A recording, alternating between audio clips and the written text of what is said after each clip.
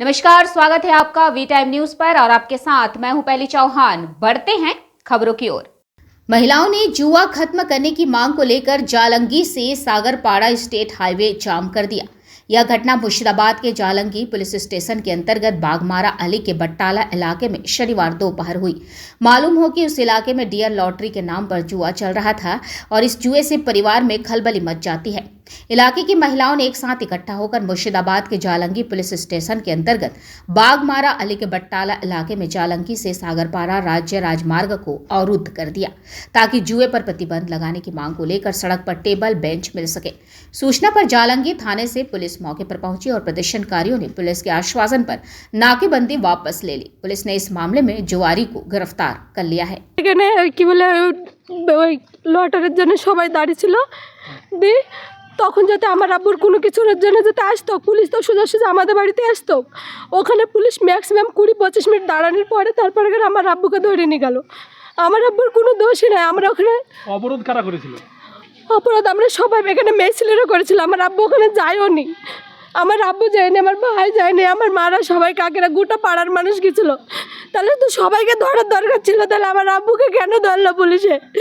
আমার আব্বু তো কোনো দোষ করে এখানে 5টা লটারি, সবাই লটারি খেলছে।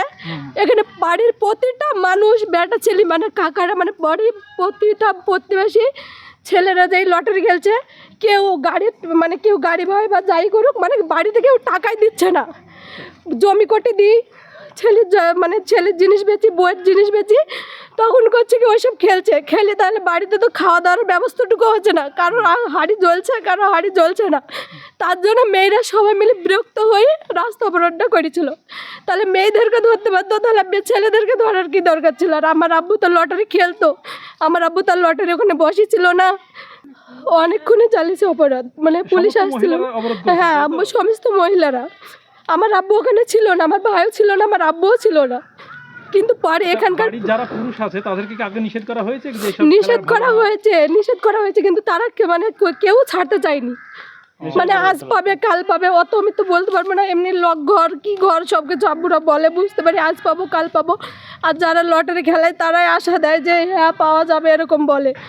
মানে কে 2 লাখ, কে 2.5 লাখ, কে 50,000, মানে বাড়ির প্রতিটা মানুষ এখানকার প্রত্যেকটা ছেলেরাই খেলছে করে। তাহলে তার জন্যে হ্যাঁ হেরে গেছে, অনেক টাকা হেরে গেছে। তার জন্য বাড়ির মেয়েগুলো সব যুক্তি করেছে যে লটারিটা হাঁটাতে হবে। কেউ খেলতো না, আমাদের পাড়াটা এতটা খেলতো না।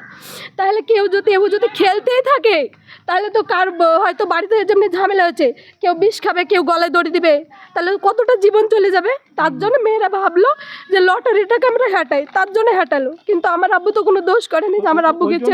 হ্যাঁ, মেলার সময় তো দাঁড়িয়ে আছি, টেবিলা হচ্ছে খুলছে না, আমাকে উঠে যাও, তাও কেউ উঠছে না। প্রতিদিন খেলে এখানে? প্রত্যেক দিন বসে, এদিকে মনে হয় 3 মাস হয়ে যাবে। একইভাবে খেলছে? হ্যাঁ। কি থানা জানিয়েছেন এই বিষয়টা? না, আমরা জানাইনি। টেবিলাকে আজকে আমরা বলেছি যে উঠো, তাও এরা উঠছে না। আচ্ছা, এই টেবিলে কিভাবে খেলে সেগুলো জানতেন? আমরা জানি, আমরা মেয়ে ছেলে মানুষ, টাকা পয়সা নিয়ে এসে ওইখানে খেলে। হ্যাঁ, আমরা ওসব জানি, কি লটারি খেলছে কি করছে ওসব জানি না। টাকা পয়সা এসে খেলছে। আমি কতদিন থেকে খেলে? বেশি দিন না, তাও না হলে 2 মাস হবে না।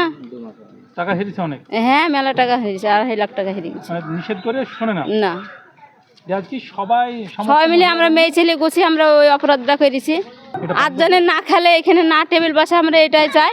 वी टाइम न्यूज के लिए मुर्शिदाबाद से मिलन सरकार की रिपोर्ट।